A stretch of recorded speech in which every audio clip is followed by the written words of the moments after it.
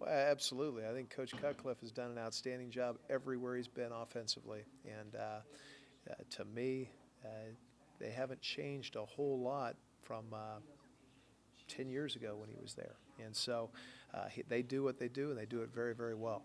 And so, sometimes they tweak it up on the type of quarterback they have and the skill levels, but I've been very impressed with this group. It's as good a group up front as I've seen Duke have since I've been playing them. So it's a group we're going to have to, their strengths obviously going to match our strength.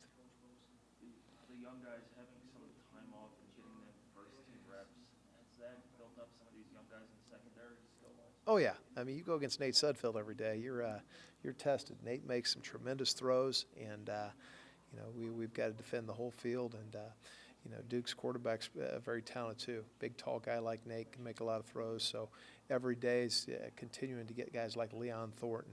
Okay, Jonathan Crawford played a ton of snaps this year, but again, this is a time to slow down, teach, and continue to get better.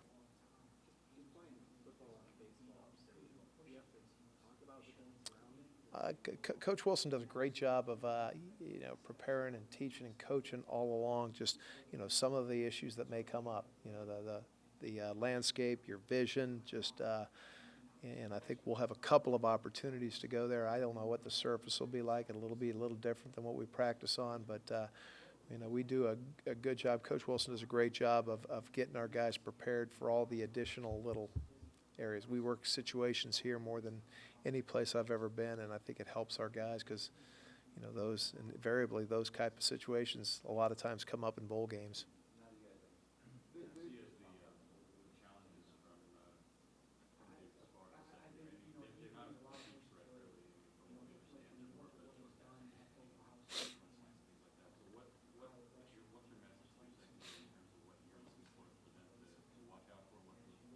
Well, I think they need to do a great job in film study. Do a great job in film study as far as each of the receivers. A lot different receiver, very deep receiver core. Okay, they've lost a couple players, but they've came back with some young guys have done a really good job. Big tight ends. Tight ends look like some of the tight ends we play in this league.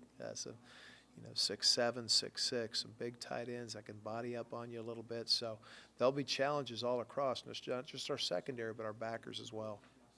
How much is the read option part of their package? Big time, big time. Talk about that.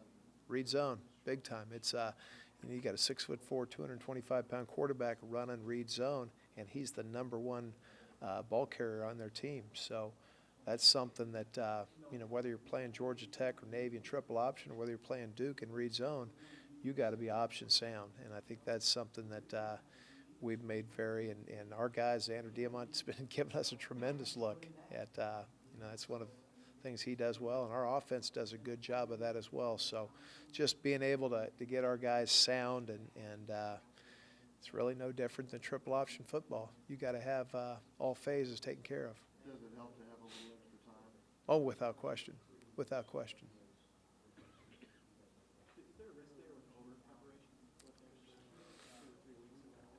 I think there is. We've tried to break it up where we're still working our young guys that haven't played a lot of snaps this year, but I think you wanna keep preparing and preparing and preparing, and we got to, we'll do a good job as far as once we get out there, uh, you know, cutting it down a little bit so our guys are ready to fire on next Saturday. How much does it help a guy like John Crawford to get a little time off and then refresh a little bit?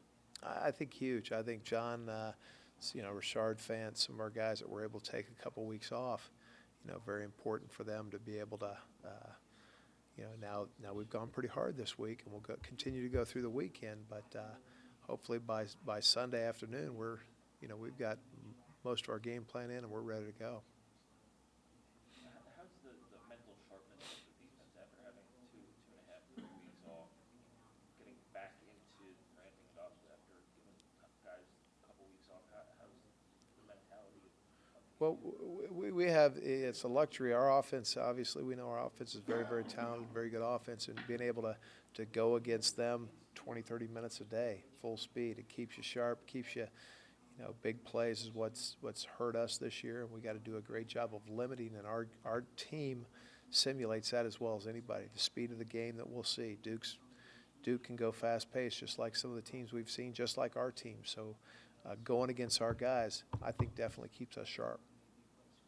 Is, a couple of JUCO kids are gonna get to come in, and you're gonna get to see them for a couple of 3 days before you leave the bowl game.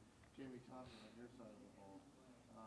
Now that he signed, can you talk about him a little bit? What kind of player you think he might be? Well, we're excited about Jamie. Jamie initially was at Ohio State and did a nice job at Iowa Western this year. And just his experience, he's played a lot. He'll be, even though he's a newcomer, he'll probably have as much playing time as anybody we have in the secondary. So to have him come in and, be able to compete with some of the guys, I think that's a position that'll be wide open. And we'll be one of the strengths of our secondary next year. Did he take a redshirt year at Ohio State? I don't know. I don't know that. I'm not sure. How much does that help just from a physical standpoint too, just because when you look at, I guess, the wear and tear some of the freshmen have gotten throughout the year, how much does it help just better Big time. body back there? Big time. Even though we're playing everybody right now, just to have a guy like Jamie in that can take some reps off, even Mario Swan, our backup safety right now, he's still played a lot of reps. So having a guy come in and be able to, take a third of the reps will be a big help.